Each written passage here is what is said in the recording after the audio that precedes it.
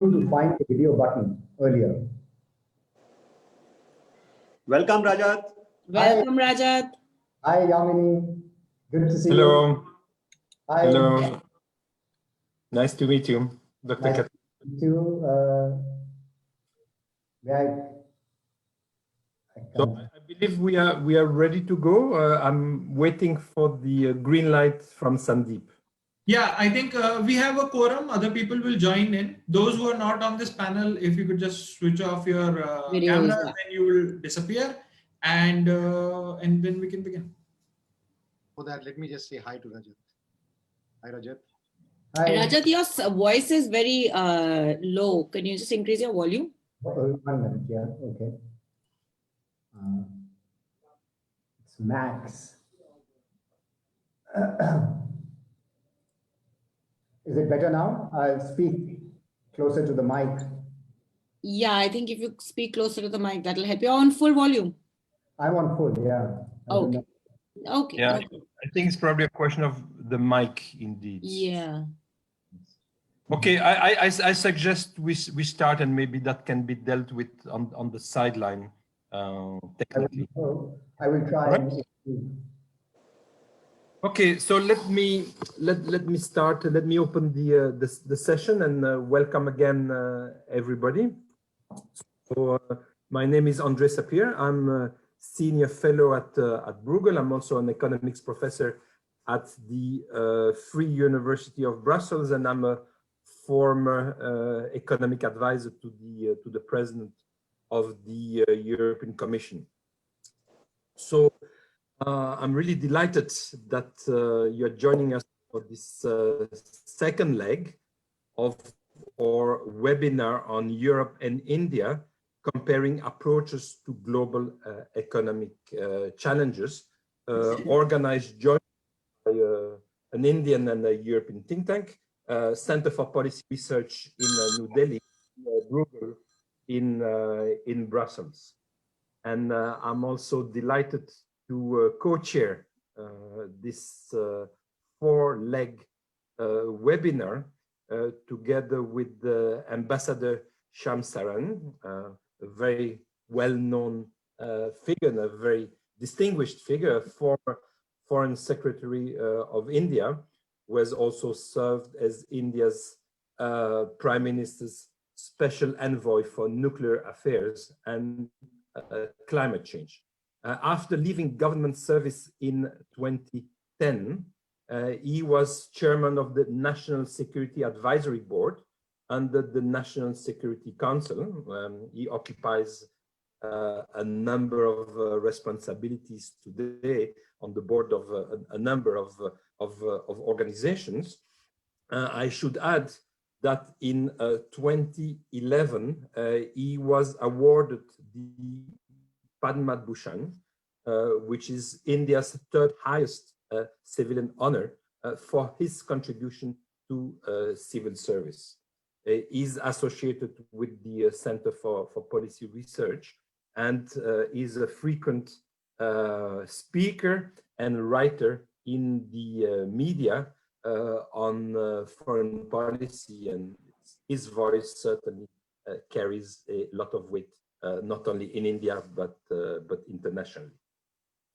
Now, we had this morning a very, again, this morning for Brussels, we had a very fascinating discussion to open this webinar that laid out the geopolitical landscape against which we will be having this discussion this afternoon on international trade. And I think there was wide agreement, obviously, that it's a very complex geopolitical landscape, and that India and the EU share a number of elements. They have obviously also their own priorities and their own views on some of those matters.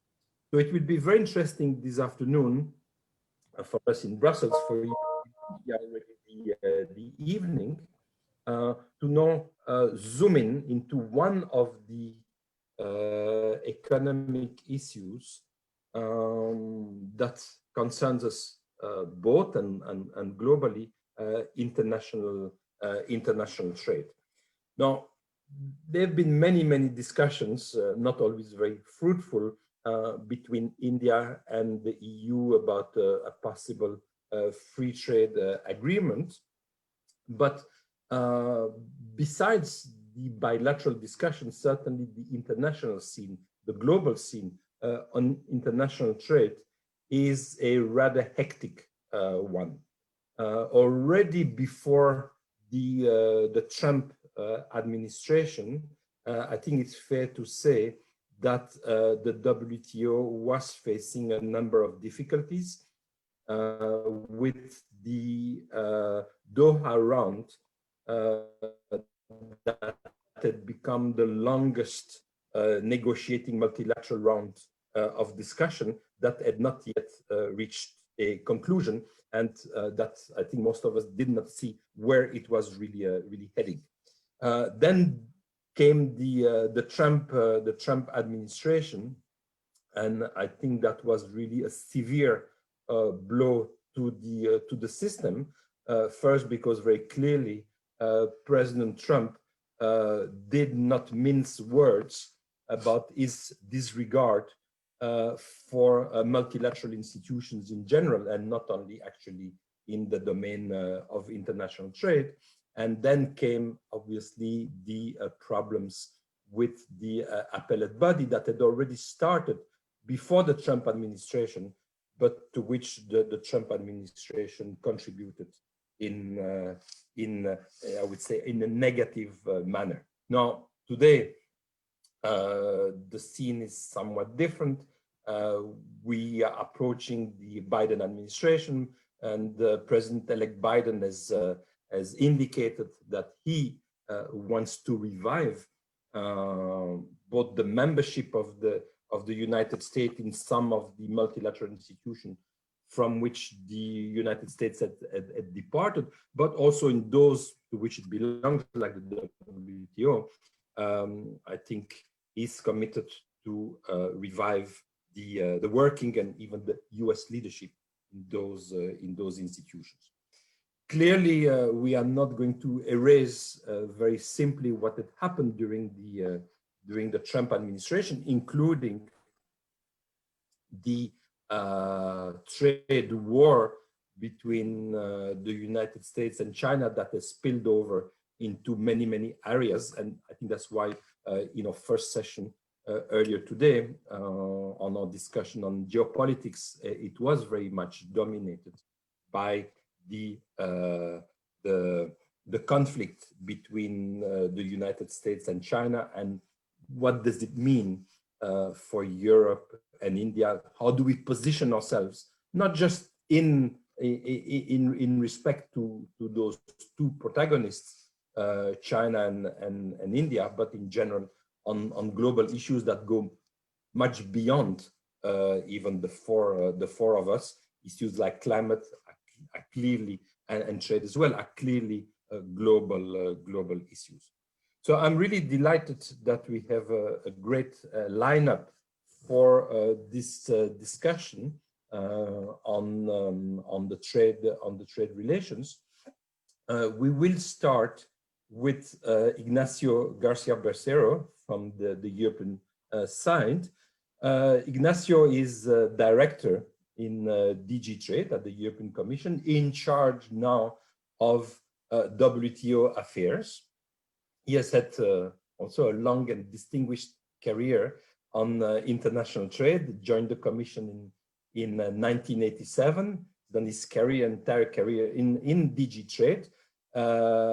He was, before his current posting, he had been the chief negotiator for TTIP, the bilateral discussions with the United States that did not reach a final agreement. And again, President Trump did play an important role there.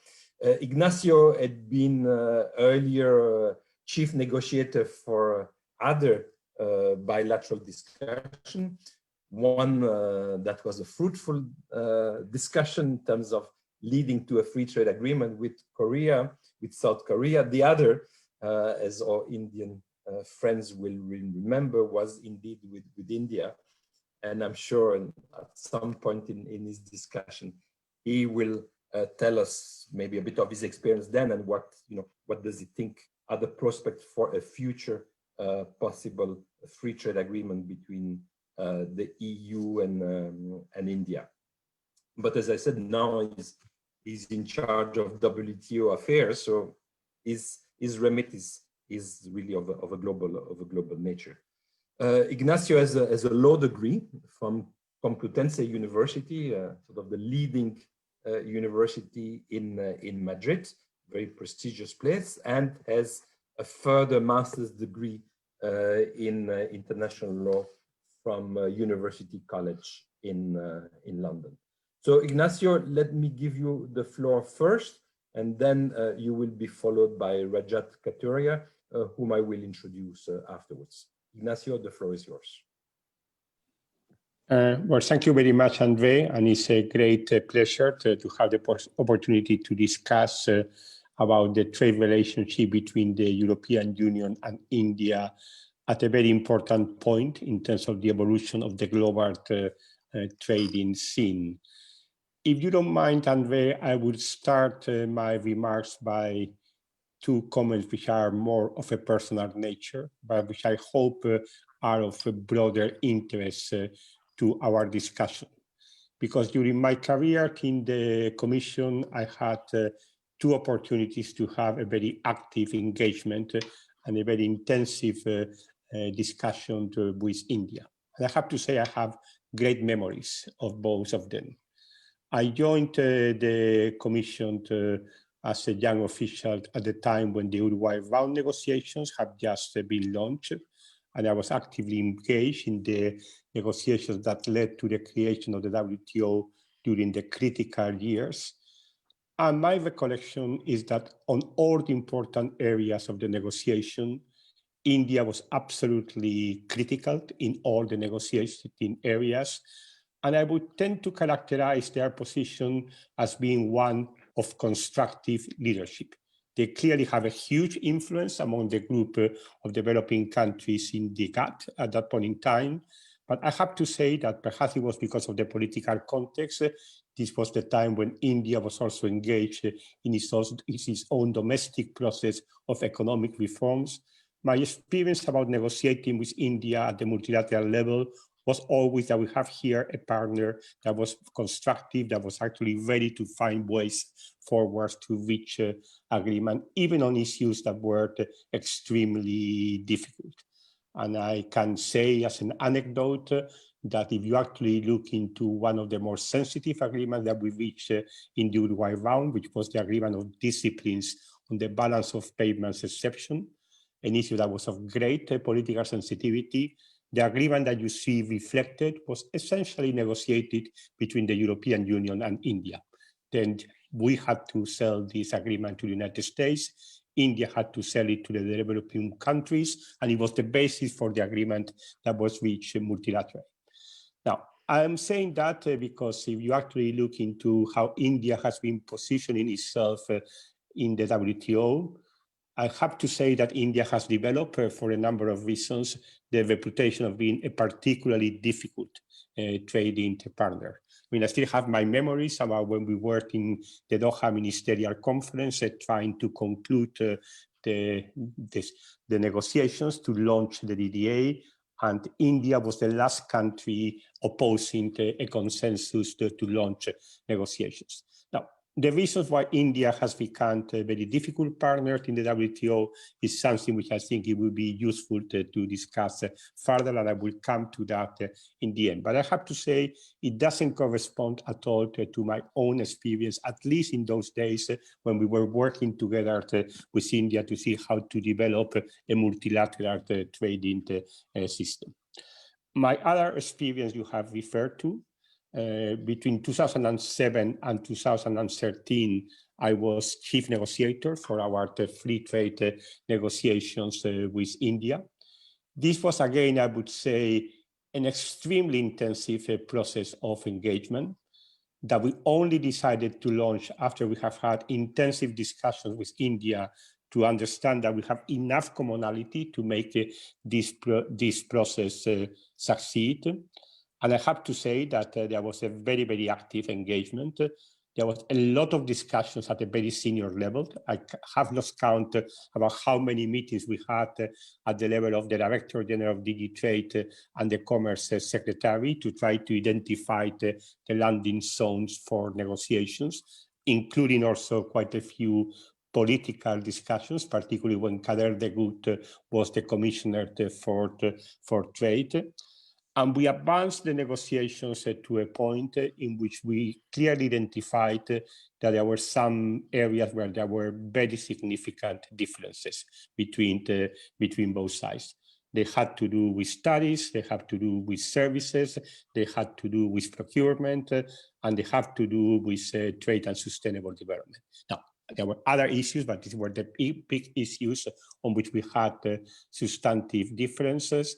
And in 2013, shortly before the Indian election, we decided it was better to take a pause and to see whether the situation would evolve in a direction that would make it possible to resolve those differences.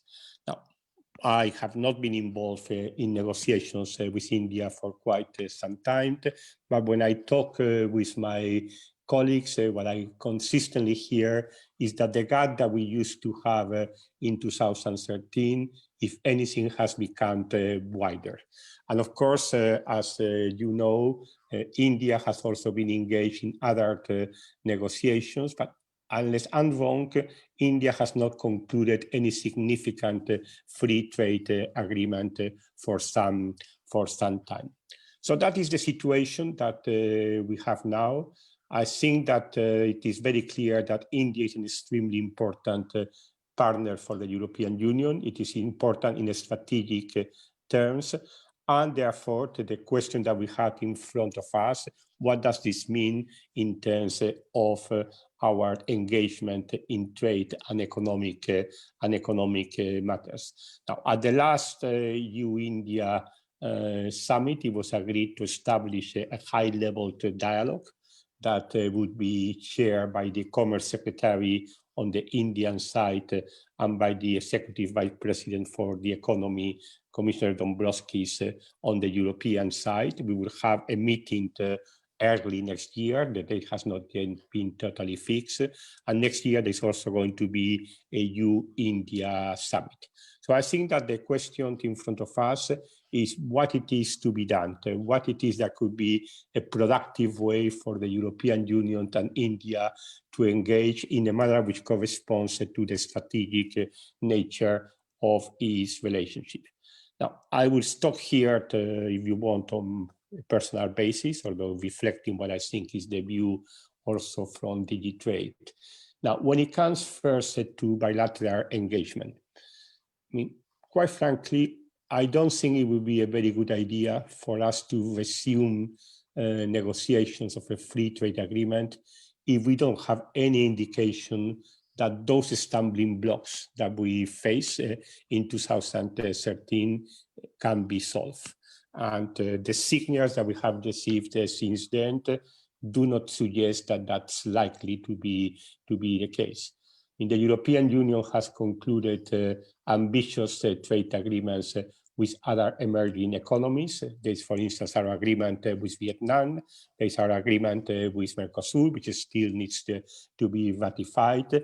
And all of these agreements have a level of ambition on the issues which I mentioned before, which were the main stumbling blocks in our negotiation with India, which are significantly beyond what it seems to us at this point in time that India is ready to contemplate. So just simply to resume negotiations for the purpose of negotiating, if you don't really have a sense that you can find a way forward on those difficult issues, it does not seem to us to be a very constructive and productive thing to do.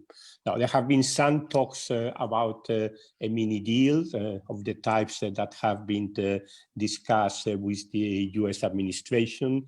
And quite frankly, we are not at all convinced that that is necessarily a good approach either. It would raise very significant questions in terms of compatibility with our respective WTO commitments. It would not really meet either the expectations that we have of stakeholders. So I'm not convinced, quite frankly, that a mini deal would be a right way forward.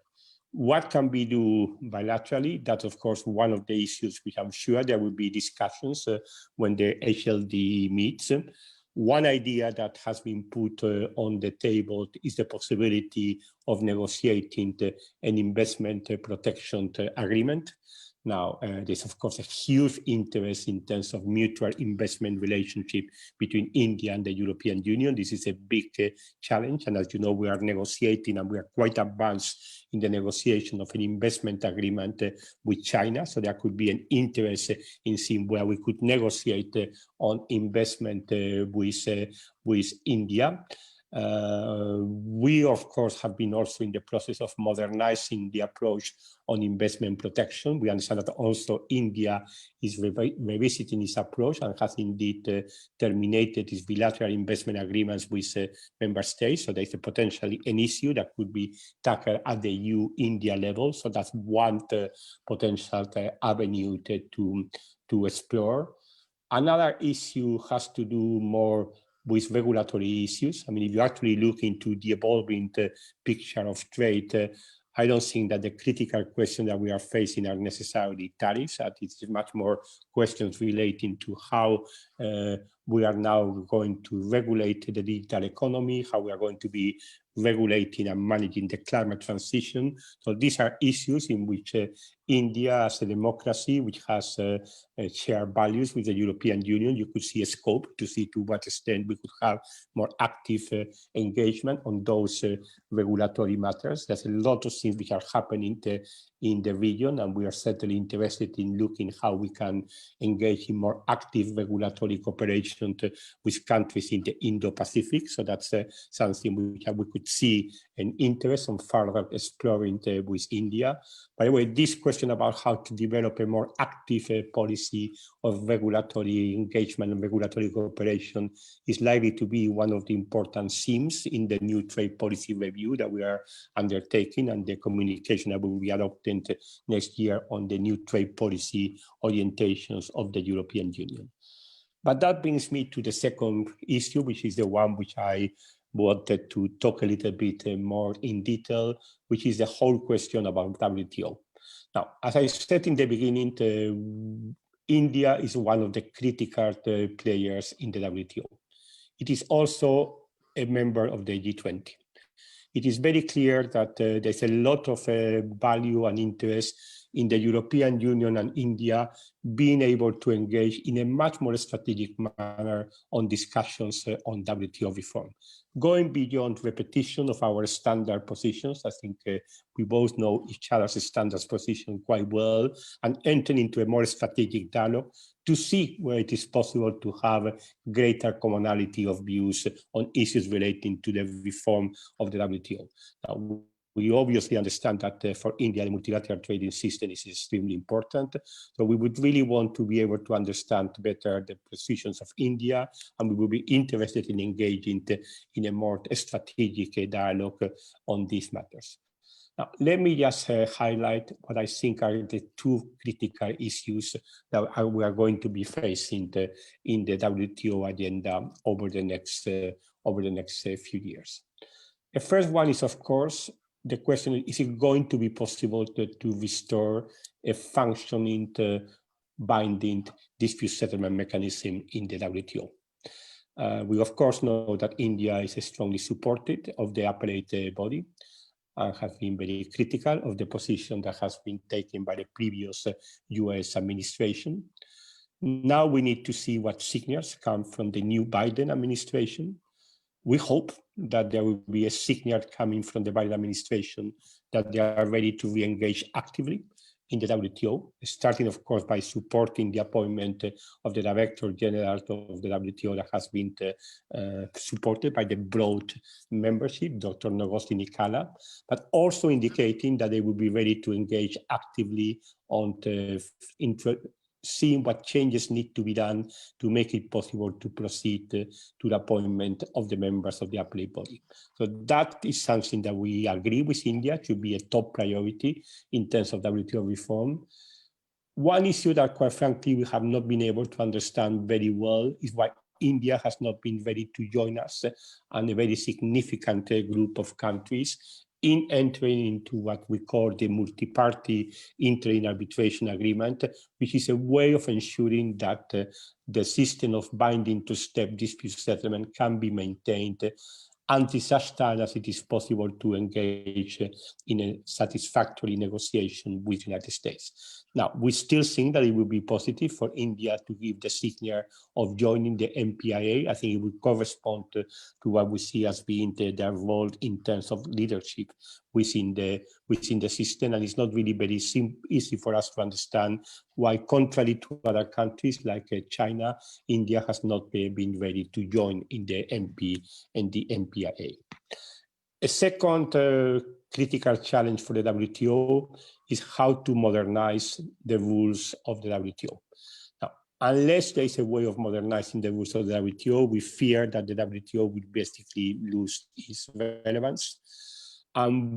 We think that in practical terms, the only way that we are going to be able to proceed to this modernization of the rules is to open plurilateral agreements. Open in the sense that they should be open to participation by all members of the WTO, and that this should be as inclusive as possible. At this point in time, there's a number of initiatives developing in the WTO, of which I think one is particularly important because of its economic significance, which are the negotiations on e-commerce. Now, India is one of the few G20 emerging economies which is not participating in these discussions, and which, moreover, has indicated that it has systemic concerns about this type of negotiations. Quite frankly, this is something that we would really want to engage in a dialogue with India. We think that India, as being one of the key leading players in the G20, should be able to see an interest in seeing how we can jointly work to modernize the rules of the WTO in this critical area. And so far, we haven't been able to find a sufficiently good constructive engagement with India on those matters.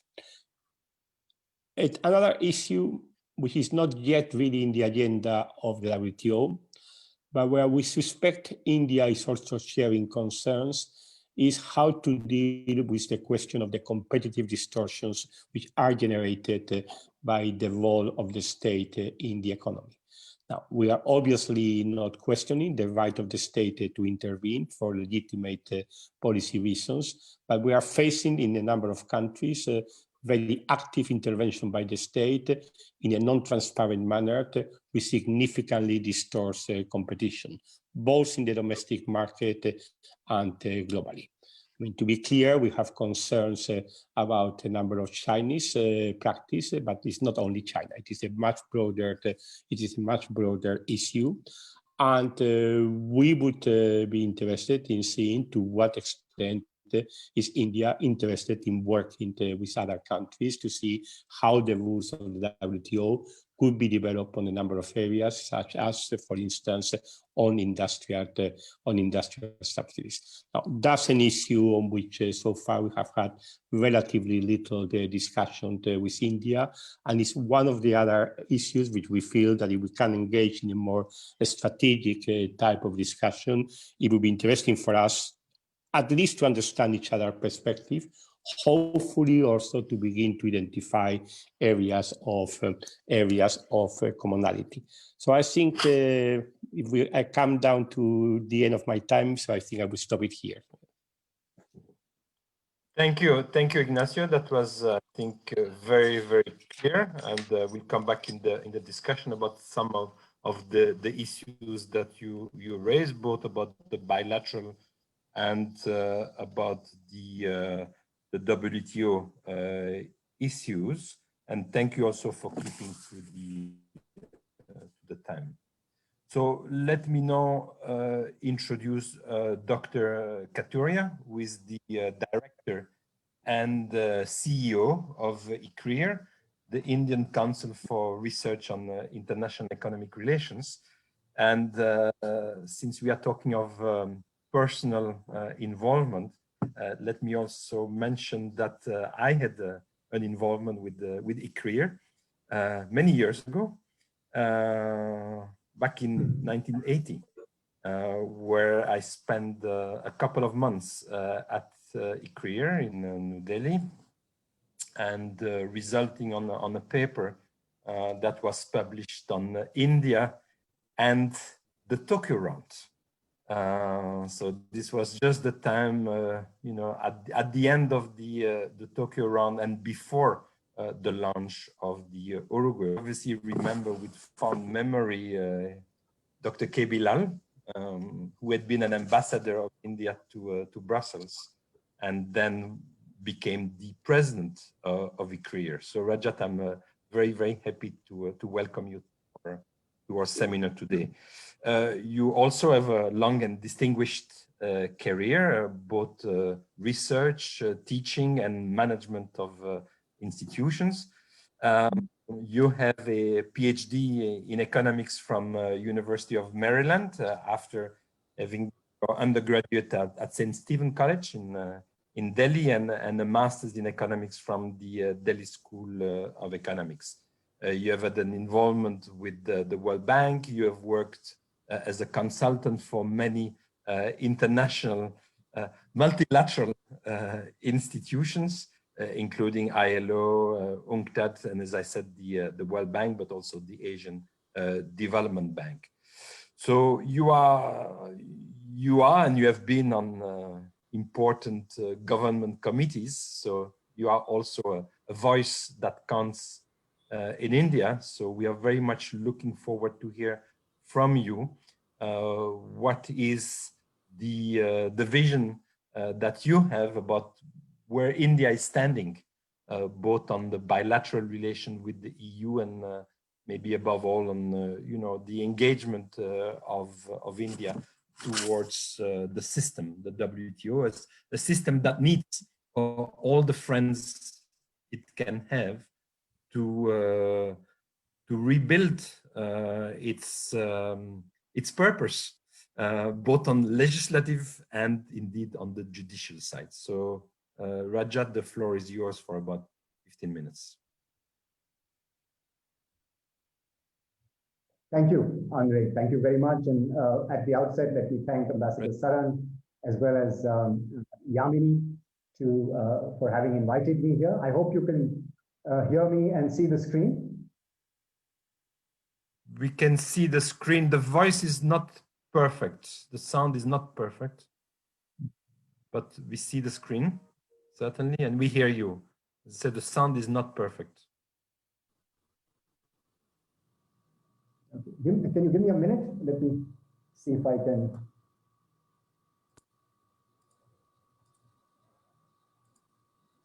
Is it better now?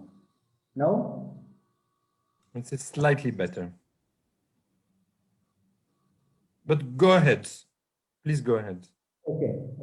I'm sorry about this. I'll try and speak louder. I have a presentation, but I won't go through the presentation. I will try and sort of tailor my remarks on what Ignacio has said, and you know, quickly go through the slides. I know I have only 15 minutes, but I'm happy to engage in the discussion. I want to build on a narrative on why, as Ignacio said, I want to build on a sort of story around why India is becoming sort of reluctant to engage globally, both bilaterally, but not so much multilaterally. I think reluctant to engage bilaterally much more now, when I think it should engage much more. And let me say why India should engage much more, you know, in trade and in globalization. both bilaterally and multilaterally, than it has. Because I think at this stage in development, pandemic notwithstanding, of course, this will, there will be some stability, there will be an equilibrium. But I feel that it is India's chance to leverage the global economic environment, just like China, Korea, Japan did before us. This is India's opportunity to leverage. And if it becomes more inward-looking, which there are indications that India is becoming more inward-looking over the last few years, then frankly, I think we stand to lose on the opportunities of becoming competitive at home, as well as exploiting the global market to our advantage, to up our rates of growth to 8-9%. So engaging with the global economy is what India needs to do. Unfortunately, what is happening is that the domestic political economy is becoming more sort of anti-globalization or anti-engagement, trade engagement. And I think that's not a good thing at a time when we should become more. So, to cut a long story short, and this will be the last thing that I will say at the end of what I'm going to present, is that how should we engage more globally, including with the EU, where I think our comparative advantage can be exploited much better with the EU than we can with the East Asian countries, Japan, Korea, etc. Kind of trade that we do with the EU, we can gain, as in the words of Paul Krugman, we can have much more of comparative advantage trade than we have with East Asia. And I think India stands to gain, but the narrative is not sort of conducive at the moment, as Ignacio was hinting at. And if the narrative around greater sort of engagement is not positive, then the opportunity to resume the BTIA discussion, I think, will not be useful. So, and I agree with that. But so how could we do it? I mean, what can India do to become a positive and constructive player? And I was pleasantly surprised when Ignacio said that India was productive and constructive at one point in time, and later on it became obstructionist. So one has heard about so many stories when one travels to, G20 engagements. One hears a lot about how India is being obstructionist in trade deals. And that's sort of a narrative that is also become, resulted in India becoming even more it's become counterproductive, because if you keep saying that India is obstructionist, then I guess it does begin to happen.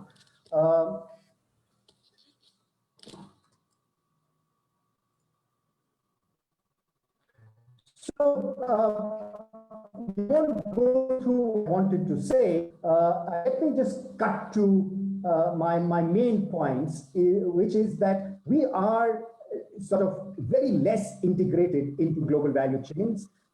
Government policy wants us to engage much more in global value chains. We want to improve the manufacturing sector because it is felt that given our labor market conditions, given the sort of demographics, we need to improve manufacturing. We need to make manufacturing more productive. And one of the ways to do that is to integrate more into global value chains. But our inability to do that rests on, I think, two conflicting premises. One is that we have weak infrastructure and logistics, and therefore participation in global value chains is less. And the other is the emerging narrative of protectionism. And the reason I'm saying it's conflicting is because if you want to engage more in global value chains, one of the things that we have learned over a period of time, you have to become more open and less protectionist. But the more protectionist narrative has to be seen in the context of self-sufficient India and Atmanirbhar India, which is catering not only to the domestic market, but building capacity to create jobs for the massive number of people that are entering the labor force. And I, question this, just to go back to history a little bit. the limited participation that India has had in global value chains has been due to its openness and the fact that after 1991, India became more open, tariffs came down, average tariffs came down to 10%, and exports actually boomed. And we know that import tariffs are an export tax and so on from the Lerner Symmetry.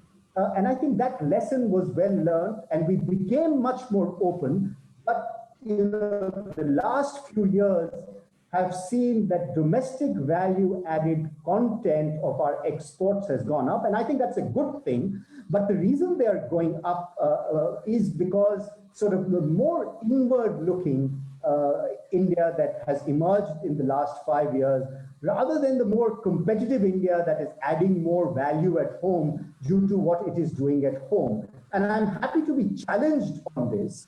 But I think we need to become have more domestic value added, and that will give us confidence to become more open. But the route to do this, I think, is to have much more domestic reform and much more sort of building a free trade agreement itself. Cliche goes. So one of the things that I wish to sort of discuss and put on the table is that the Make in India manufacturing employment story is better served through addressing behind the border issues, is better addressed, improving our domestic policy environment rather than, that narrative, or rather than increasing tariffs and encouraging domestic value added.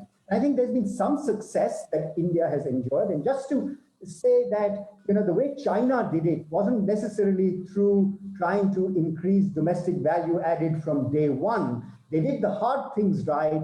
They got foreign direct investment. They had components. They had, imports. And over time, domestic value added increased, and they became sort of the factory to the world. But they went through the hard grind. It wasn't on day one that you had high domestic value added. And I think mobile phones in India present a good sort of case study where we are exporting smartphones to the rest of the world. And we're not necessarily adding a lot of domestic value content in that. But I think over time, what will happen, domestic content will increase. Employment is anyway increasing, and we'll get better employment. We'll move up the value chain. But to think that we'll be able to do it from day one, I think is just not understanding how regional and global value chains begin to operate. But I think this is the sort of the conflict between the economics and the politics, and therefore it is the political economy that is beginning to ride the day in some sense. So let me skip this, I think, in the interest of time. And say that our engagement, there are three sort of areas that we engage a lot globally. One, of course, is developing Asia, and this is much more China than any other country. And of course, two of our other major trading partners have been EU and North America. We do not have major trading agreements either with the EU. We don't have a trading agreement with EU or with North America. And I agree that when Ignacio said that the mini trade deal also doesn't seem likely at this stage. And we don't have a trade agreement with China. We walked out of RCEP recently, which would have been a surrogate for a trade agreement with China. But we do have trade agreements with Japan, with Korea, with Singapore, and with some other East Asian, of course, with ASEAN. I think there is a narrative that is coming out of those agreements that we've had since the early 2010, which is that these agreements haven't served the cause of India's development in the manner that they ought to have. So against a sort of subjective judgmental frontier that we have about what these should have done to us, these trade agreements have come up short. And they've come up short because we feel that we haven't got enough market access. We are running current account deficits with all these countries. Maybe we haven't negotiated them well. Maybe we are not competitive. But the bottom line is that there is a sort of some frustration within the policy establishment that our existing trade agreements haven't served their purpose, and therefore getting into new trade agreements is not something that India would like to do. And I think this is something that has to be discussed at the highest level. And this is a dominant narrative in India and also has affected our participation in RCEP. Despite the fact that we are engaging globally with China, with EU, with North America, and they are the largest three trading regions or trading blocs for us, but neither of them, with neither of these, we have any trading agreement or a free trade agreement. The other narrative is, of course, this decoupling narrative with China that is emerging in India, in the rest of the world. And I think this is going to be a tall order, and I'm going to happy to discuss this later. But if you see the rest of the world and China's exports have begun to already increase. They've been, much more successful in controlling the pandemic. In some sense, the lockdowns and the bounce back of manufacturing activity. The rest of the world, you see exports. India's exports increased in the last month, but I think that was much more due to pent-up demand rather than anything else. But decoupling from China, there are going to be huge transactions costs, disruptions of global change, but that is an opportunity, and that's the EU-India opportunity, to my mind, that one can exploit, but one has to play this right.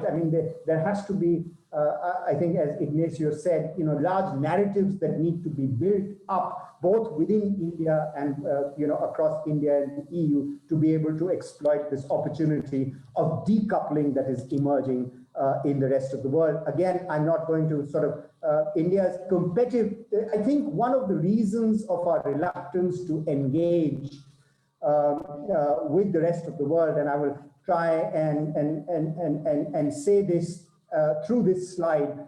This is speculative. This is something that Ikrir and I am working on, is to try and understand what is it that makes India the way it is. What is the reluctance in engaging in global trade at a time when we are when we need it a lot, as I said right in the beginning.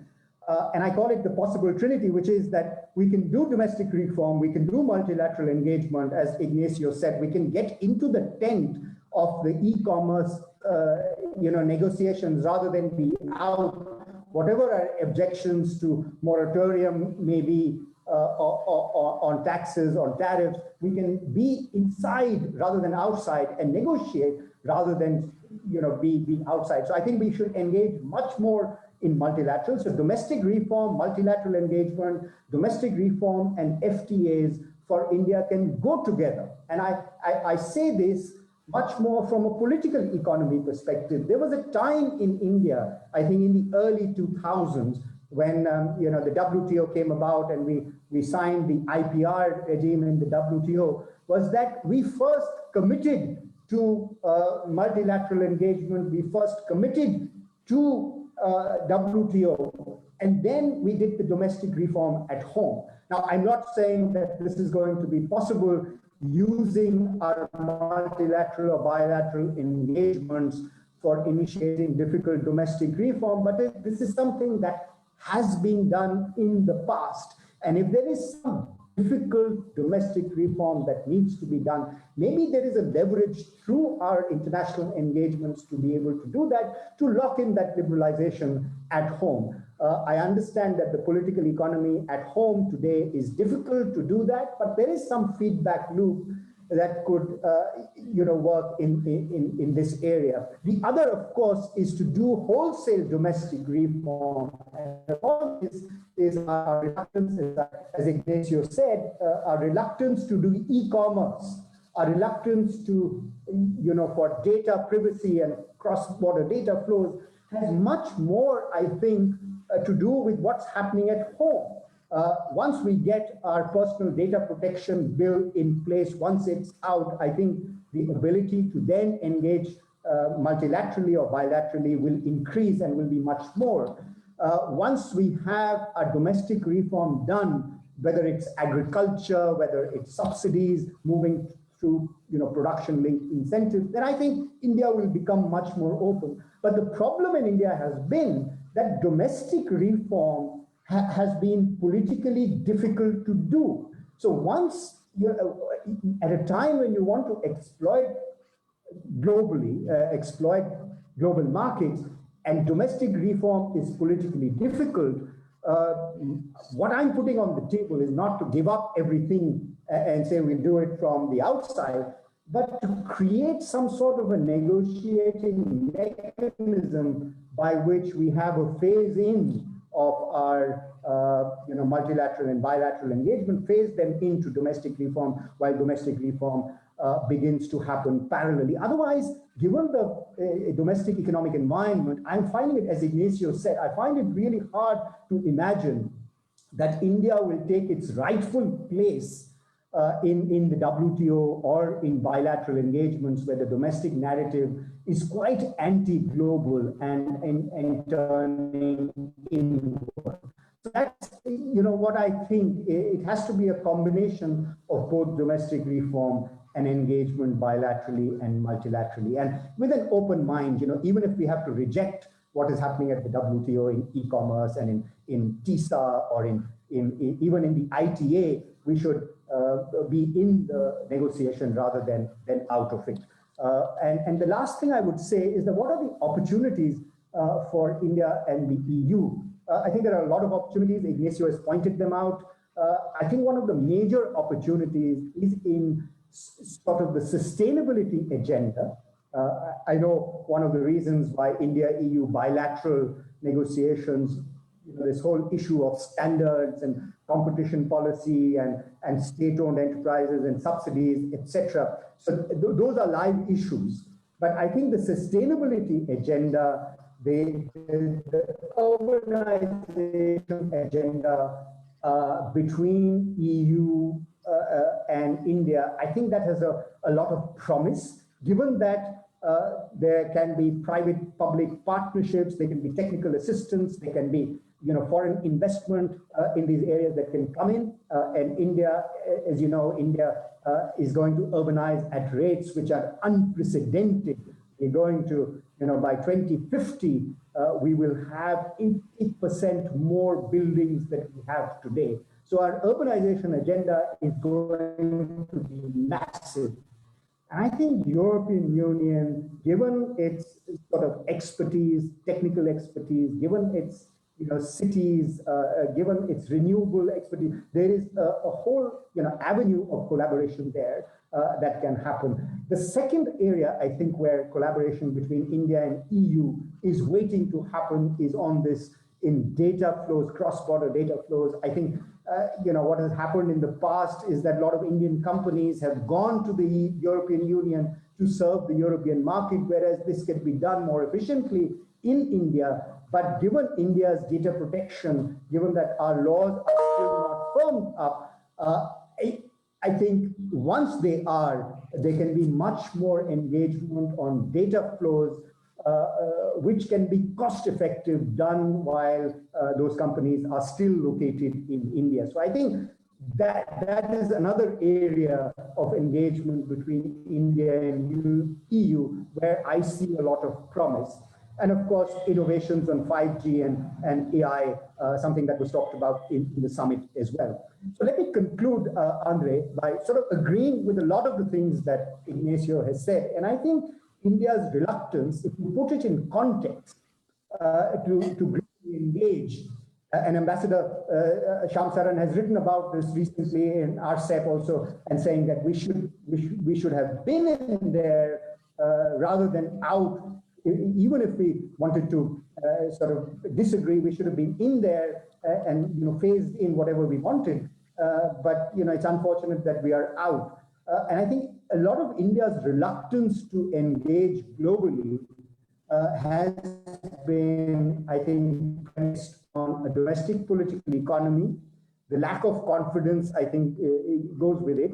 And plus, I think the inability of domestic reform to move at the same pace that we thought it would. This was labor markets, capital markets, product markets reform has happened, but it's kind of become unstuck, has come unstuck. But the other reforms in labor capital markets that are still happening, those reforms that will give us more confidence to engage on even terms with the global markets have sort of not happened. And I think that's something that we need to address in India quickly, because as I say, it's India's chance to be a China to the world. And if we don't, reform at home, we'll never be able to catch that bus.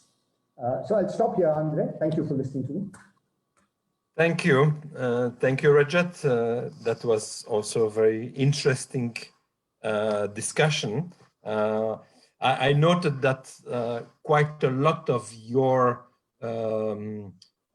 discussion was, in a sense, related to the internal debate within India, which is a long-standing debate as to which direction to go between the more inward and more outward looking strategy. So if I may, and I note that we have among the participants very learned and very knowledgeable people, and I would want very much to invite them to participate in our debate. But what I would like to do first is to ask each of you, Ignacio and Rajat, a short question with a short answer. My question to Ignacio is the following. In the WTO discussion that you had, you raised two critical issues that you would like to discuss with our Indian partners about how to make progress. One was about the appellate body, and the other one was about modernizing the rules. And there you raised the possibility, maybe the desirability of engaging into more plurilateral discussions. And this has become, in a sense, a bit the flavor of the day. And there is a reason for that flavor, which is the fact that the membership of the WTO, 164 members, it's both very large and very diverse. Okay? And one has been looking, given the difficulties of making progress, one has been looking for new avenues of progress. And this is something that, we as Europeans, we know this kind of discussion because we have that in our midst. We are not 164 members in the EU, we are 27, but we are also quite diverse. And on some issues, sometimes one feels that perhaps one needs to do progress among a smaller set of countries. So, and as we know from the European discussion, there are pluses and minuses of having a subgroup of country going ahead. So what I would like to hear from you in a context of India, and India being a developing country, and I suppose that India is quite jealous of keeping its developing country status, while the European Union has been, I don't know what is the position vis-a-vis India, but I know that vis-a-vis China, the position of the EU is very, very clear about developing country status. I think it's also very clear vis-a-vis Brazil. And I think it welcomed the fact that Brazil declared that, unilaterally, that it would not claim that status, at least in practice. So do you see that the plurilateral, is there a danger in your view that one would have a number of plurilaterals and it would exclude countries like India? And how does that relate to the developing country status? Are we going to go for, or is there a risk that we are going to have a two-tier WTO? That's my question to you. And then I will have a question for Rajat. Okay, Andre, I think that's a great question. I would try to be brief, although you have really raised quite a range of very important issues. Now, the first point which I would like to make is that it is abundantly clear that the only way in which you can develop rules in the WTO to tackle the key economic challenges of the 21st century is through agreements which would not imply the whole membership, but which would be open to participation by any interested member, what are called open plurilaterals. And those processes are very much ongoing in Geneva. The most important in economic terms are the negotiations on e-commerce. We have a very broad participation. China is participating in the negotiations on e-commerce. India is not.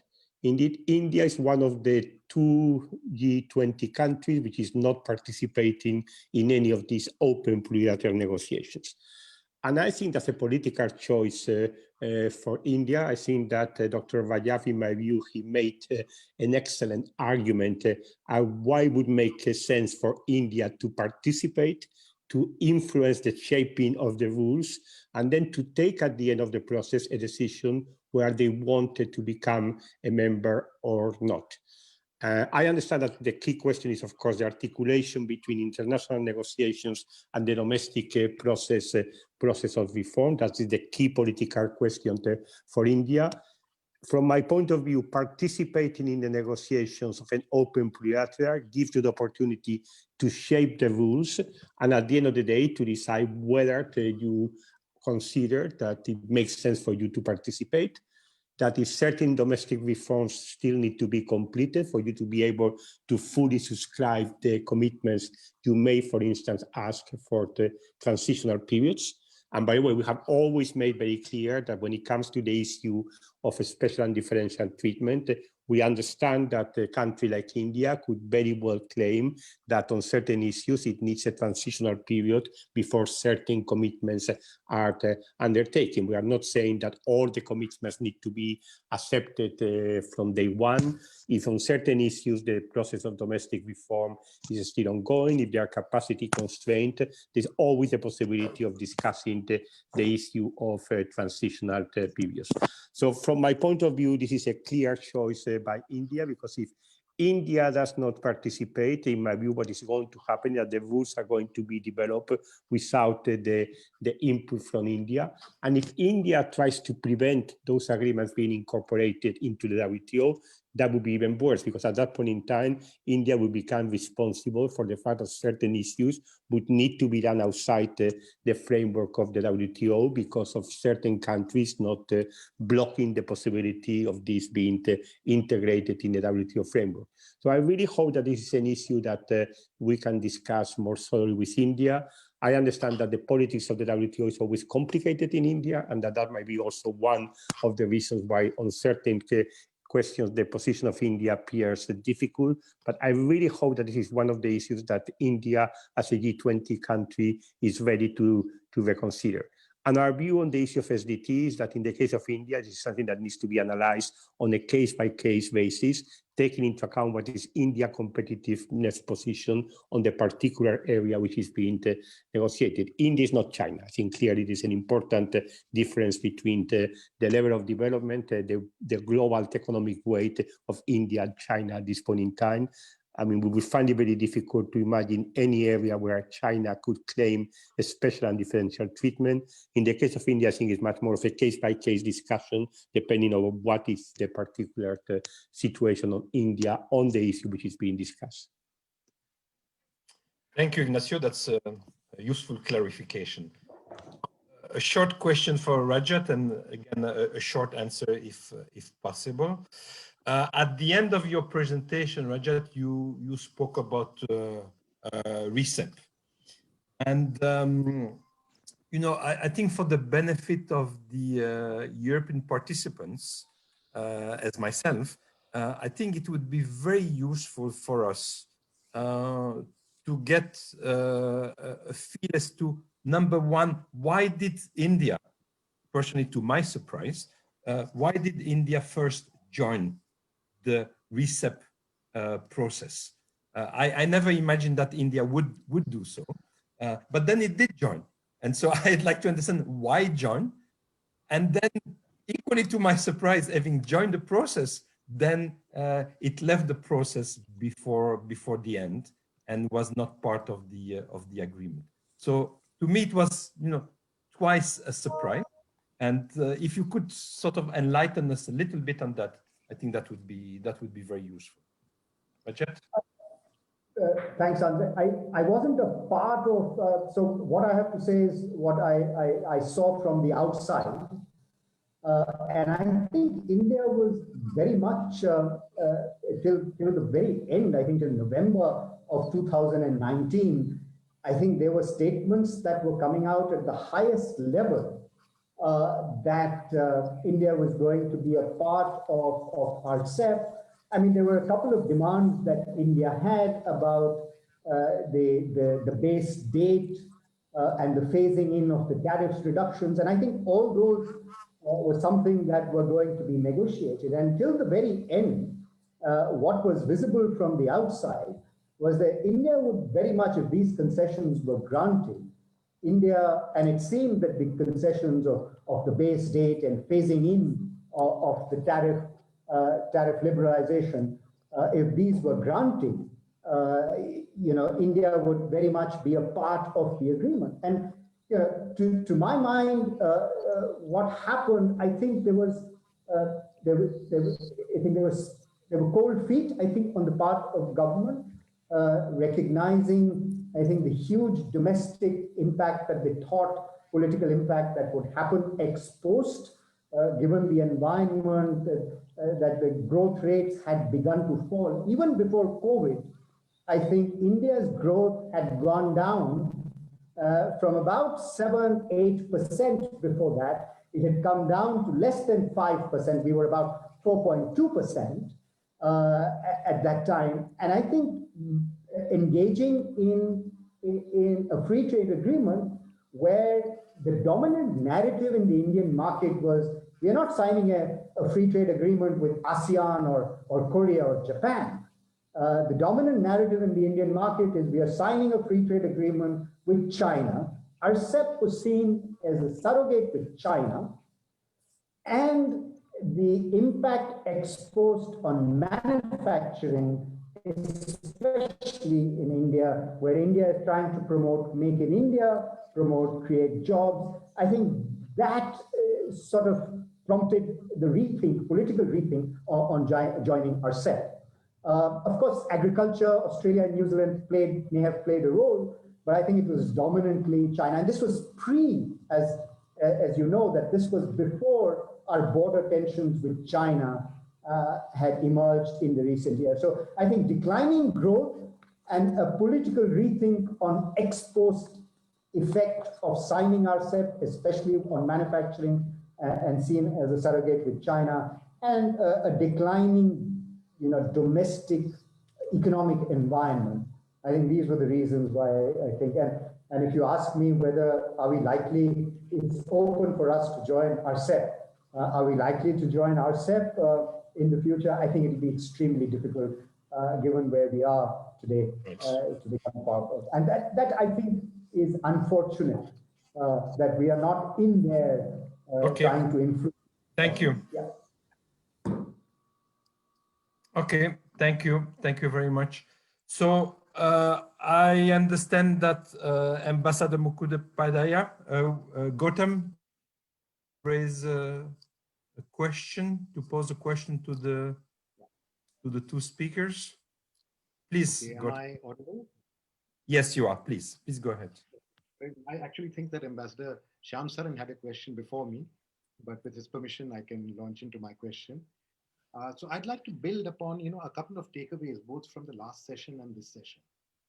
In the last session, I think Ms. Garcia Herrero spoke about a space between US and China, and particularly their tussle, for India and the European Union to forge a kind of strategic economic partnership, based at least partly on my takeaway from Mr. Garcia Herrero's talk was that perhaps this is not the right time for an FTA, India-EU FTA, unless I think some of the unresolved issues of the past were at least, at least addressed, or at least partially addressed. But he seemed to be a little more optimistic about investments. And from Rajat Katuria's talk, I got something that we of course know, that the domestic environment is not very suitable to either competition or free trade agreements. In fact, it is basically a protectionist environment. So my question, perhaps maybe a little naive, but I'd like to ask whether investment, European investment into India, could not provide an alternative, and provide the engine for greater trade.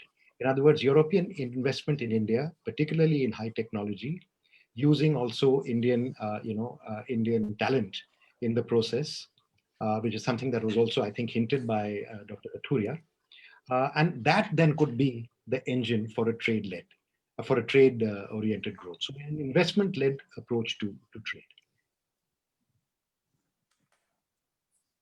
So I think it's a comment and question, I think, addressed to both Ignacio and Rajat, right?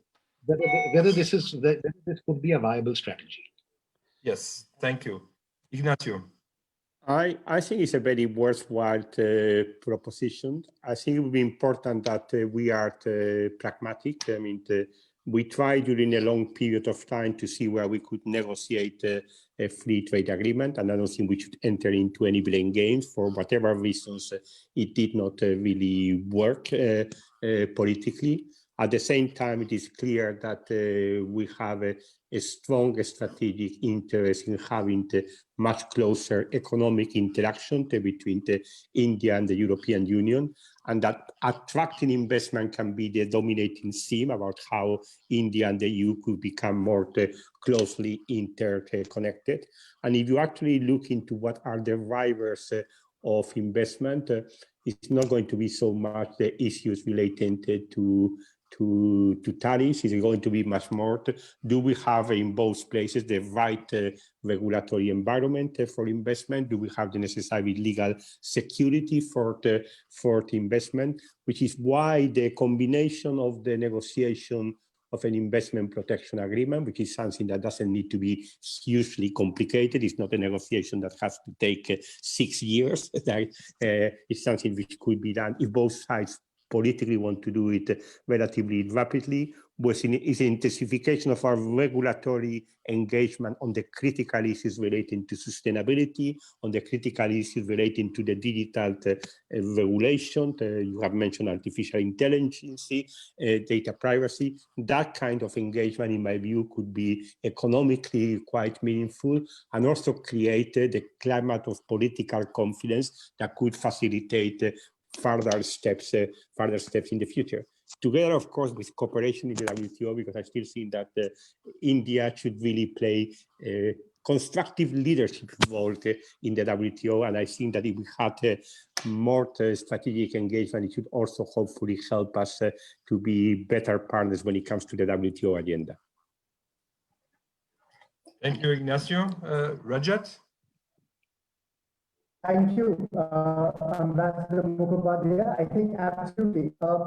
Just to go back to the sort of a trade theory, if you permit me, I mean, tariff jumping FDI has been sort of seen across the world in many, many countries. And when you have from Japan to the United States, from Japan to the EU, so I think that sort of investment becomes a substitute for serving the domestic market through exports. So absolutely, I completely agree with you.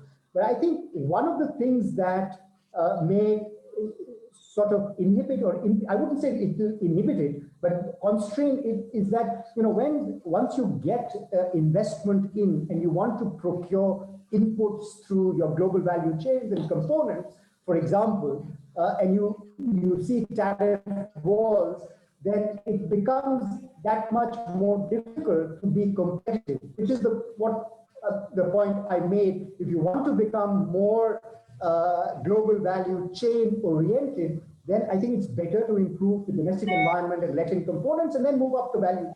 But your strategy, I think, as Ignacio said, can be the sort of torch bearer, and there are areas which do not require imported components, for example, and therefore would be quite reasonable for India and the EU to get into. And this is, solar alliances, or whether it is PPPs for cities, etc., infrastructures, absolutely, and data.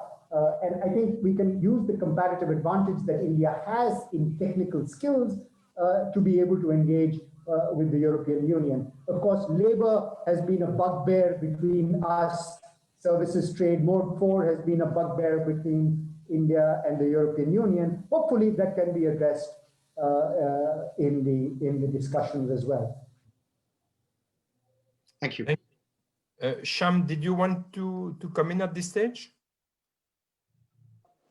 Thank you, Andre. I just wanted to make the point that, I can understand that the current political environment in India is not very propitious as far as, more open trade policies are concerned. But I would also like to put across a view that I find very much here in India, whether it comes to climate change issues or trade-related issues, that there appears to be a tendency on the part of Europe to put India and China on the same kind of a level, in terms of the approach, and perhaps it would be worthwhile for our European friends to try and see whether they can look at India by itself, because we are not China. We are not in the same place as China. And what may be very justified in terms of what you look at in terms of, the relationship with China may not be really appropriate looking at India. So that's more a overall question, because I find this across the board in the lot of the negotiations that I have been involved in. The second point that I would like to make is with regard to WTO reform. There is a concern here in India that, for example, EU, Japan, and the US have jointly sort of worked out some kind of an approach paper which they have submitted with regard to some of the change in rules or reform of the WTO. India has not been involved in that at all. And I think it might be worthwhile to try and see whether whatever has been sort of agreed, or whatever is the approach that is being adopted by the three most important trading partners, is there some way in which you can engage with India as to what is it that you have in mind? There again, the three partners have put together a paper which is essentially to deal with the challenge that they see from China. It's very much related to that sense of competitive edge that China seems to have had through not quite following all the rules. So is there some way in which we can perhaps engage on that? Because there is, at this point of time, there is simply no, as far as I can see, simply no engagement at all on the WTO reform. And I think if we want to have a meaningful economic and trade partnership between EU and India, I think it's very important that we should, even if though there may be differences, but I think there should be a willingness to at least engage on these key issues. Thank you. Thanks, Sham. I would like to give Suman the opportunity to come in now, and then I will ask Ignacio and Rajat to give their responses to both Sham and Suman, and then give obviously back the floor to Sham, who will draw the conclusions of this session. Suman, the floor is yours. Thank you, Andre. I do hope that as part of the organizing team, I'm not crowding out some of the very eminent Europeans who are amongst the attendees, but I leave that decision up to you. Look, I mean, understandably, the discussion really here has been on the bilateral negotiations between the EU and India. Whereas the seminar as a whole, or the workshop as a whole, has really been about thinking about the world more broadly. And in this context, I just like to, get the views of the panelists, and you maybe, Andre, on a couple of points. Firstly,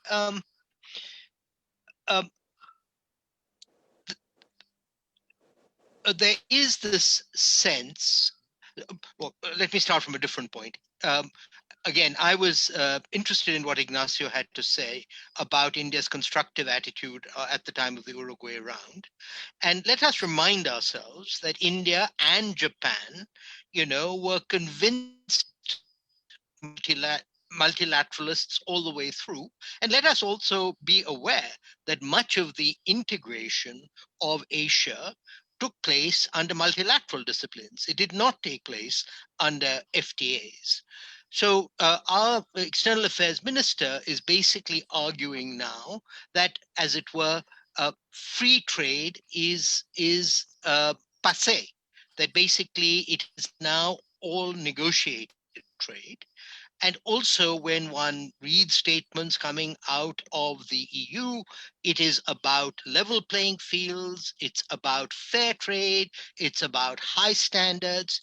So I guess the question I'm feeling for, and maybe Andre, you would enter into this as well, what happened to dissimilar economies trading on the basis of comparative advantage?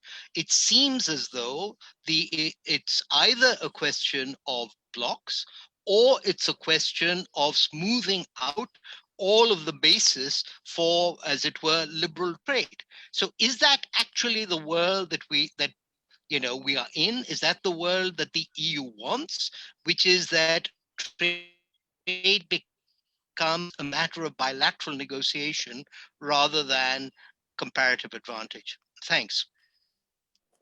Thank you, Suman. And that's a very, very big question. And I would be happy to give some elements, but I definitely don't want to crowd out or two main speakers. But I think it is a very, very important question. But maybe the world has moved forward on that, and maybe not in the right direction. But I think we have to look at the world as it is, and maybe not the way we and certainly me would have wished it to be in those terms. So let me start now with Rajat, then Ignacio, and then I will turn back to Sham for the conclusion. So I would ask both Rajat, despite the fact that we had quite important questions, to take only a couple of minutes, and the same thing for Ignacio. Rajat? Let me quickly say that I agree with Ambassador Saran when he says that China and India should be treated differently when one is looking at trade engagements. We should not be put in the same bucket, and I think that would be a constructive way to go forward. On Suman's, I think it's a very, very important question, I think. And I think I referred to it right at the beginning of my conversation when I said that India's engagement with Europe or with United States would take us back to what we saw as trade done between dissimilar countries and based on comparative advantage. And I think the more sort of level playing fields that are created between in the negotiations, bilateral negotiations, and this is an issue that is coming up since 1990s, I think, when labor and environment became a part of the trade disputes. I think the sources of comparative advantage for developing and emerging markets sort of had begun to be eroded, and therefore the benefits of that trade largely then went to developed markets. And therefore, this anti-globalization or anti-trade rhetoric became you saw that rhetoric in emerging markets, that it was unequal in nature, it led to inequalities. And I think that's a question that needs to be addressed, both at the multilateral level, I think, and at the bilateral level. But I think these are hard questions. And the reason I'm saying both levels is because you can't, as you're saying, Andre, you can't argue with reality now. Gone are the days when we said that bilateralism is an impediment to multilateralism, and therefore we would go with multilateralism. I think multilateralism and bilateral regional agreements are there to stay.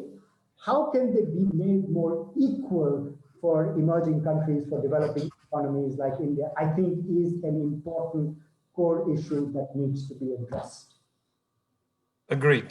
Ignacio. Okay, well, I think that these are really three excellent questions. I mean, on the issue of India and China, I already tried to answer it before, but let me emphasize. I mean, it is true that both India and China are in the G20. It is true that both India and China are large emitters when it comes to climate change. But it is clear that there are huge differences in terms of the level of development of India and China.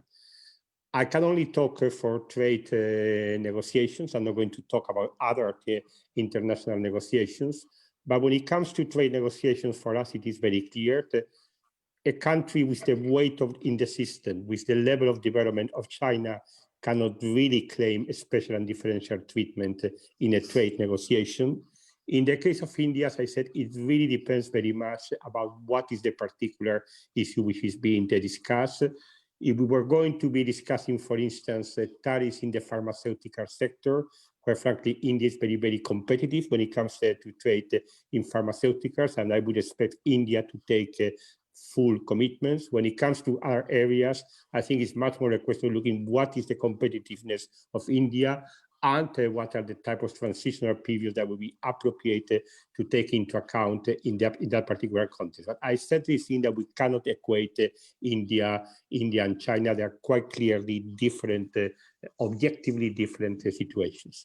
Now, on the question about WTO reform and the trilateral work that we have been undertaking with the United States and Japan.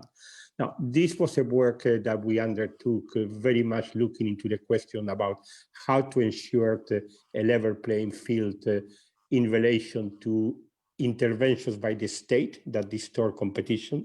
We had a lot of discussions relating to industrial subsidies, but not only industrial subsidies. We also talk about forced technology transfers, the role of state-owned enterprises.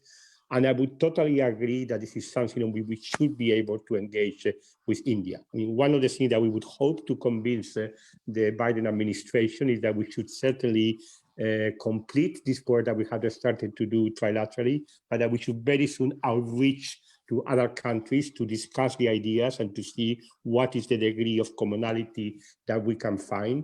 By the way, we have had discussions on these issues with China because we created a working group on WTO reform with China, and I can assure you that we discussed with them and we explained to them the ideas that we have been discussing in the trilateral. I think we should be ready to do something similar with India. One of the issues that we are discussing is the possibility of setting up a working group on WTO reform with India, and that should allow us to have a much greater level of engagement. But beyond this bilateral engagement, I really hope that on these issues, India can also take a constructive position, because I understand that India is also concerned about the question of unfair competition due to distortions case because of certain types of intervention by the state in the economy. So again, this is an issue which I think that we can actually hopefully work better with India. Now, when it comes to the issue of bilateral agreements and multilateralism, now, for a number of reasons, I think by 2008, it became very clear it was not going to be possible to conclude the multilateral negotiations, the DDA.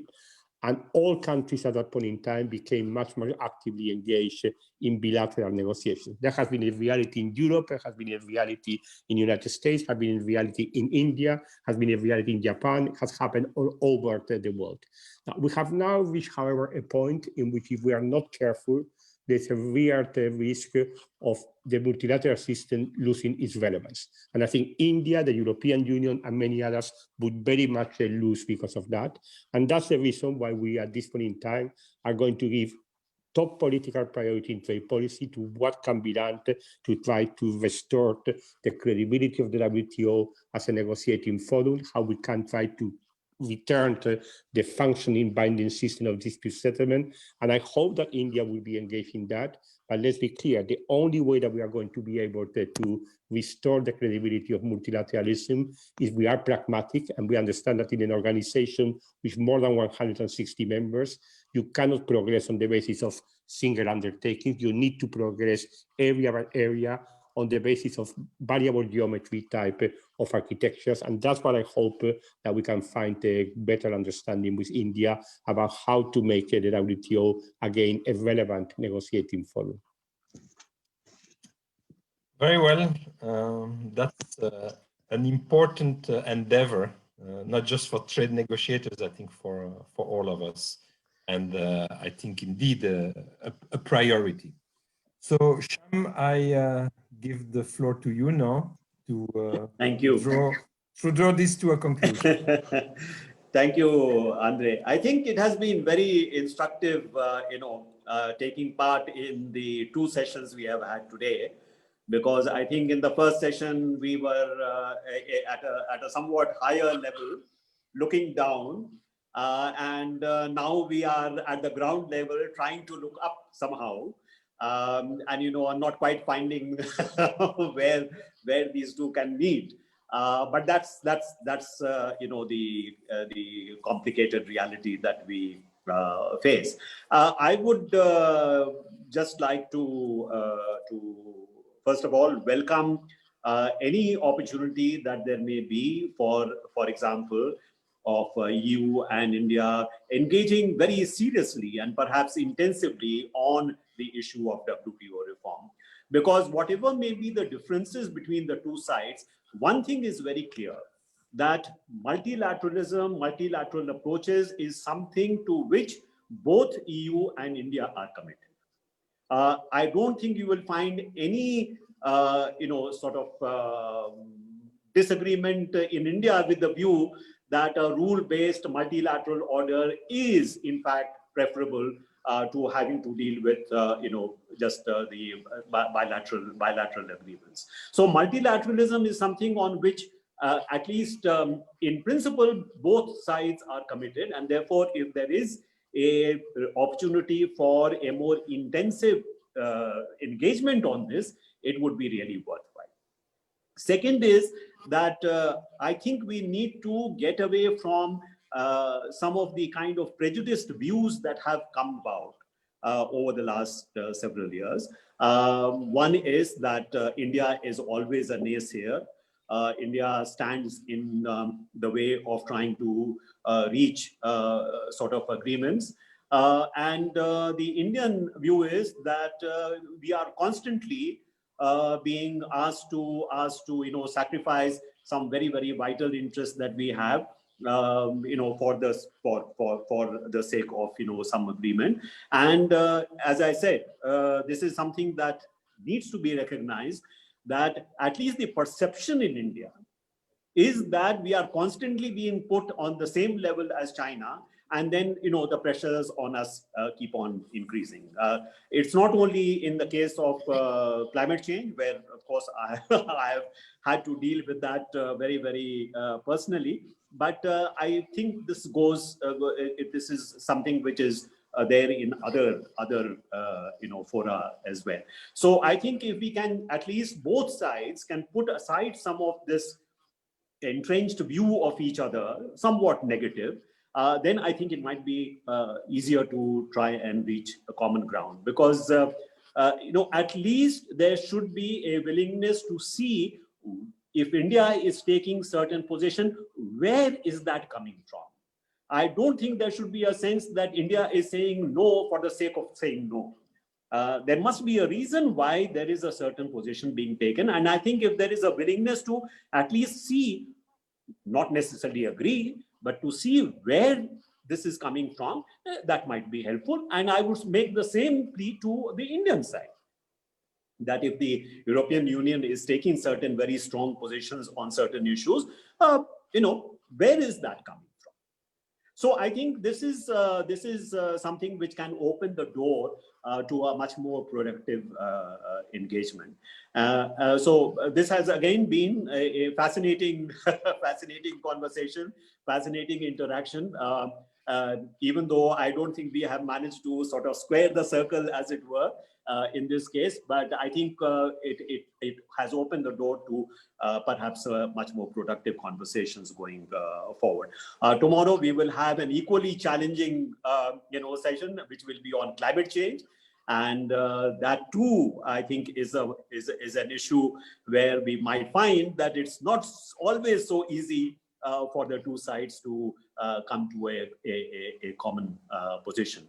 It will be a challenge. So I'm very much looking forward to tomorrow morning session, your morning, our afternoon session, where we will be looking at the issue of climate change, because there also we are at a certain inflection point now.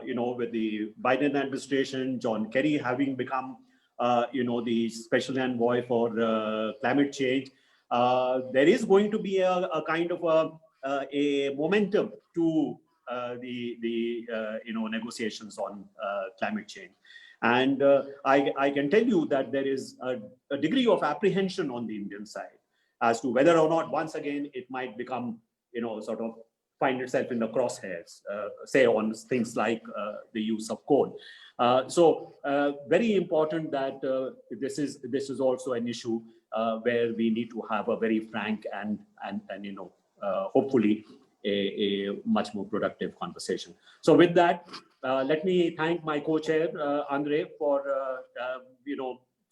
so skillfully moderating this session. Let me also thank our very distinguished panelists, Ignacio, Rajat, for really putting forward what the picture is at this point of time and enabling us perhaps to find ways to take this conversation forward. Thank you very much. Thank you again to CPR. Thank you to Bruegel for helping us put this together. Thank you and good night.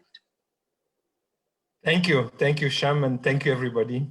It was a great session. See you all tomorrow. Bye-bye. Tomorrow. Thank you. Bye-bye. Bye. Bye, Raja. Thank you. Bye, Ambassador. Bye, Yami. Bye-bye. Bye, Andre.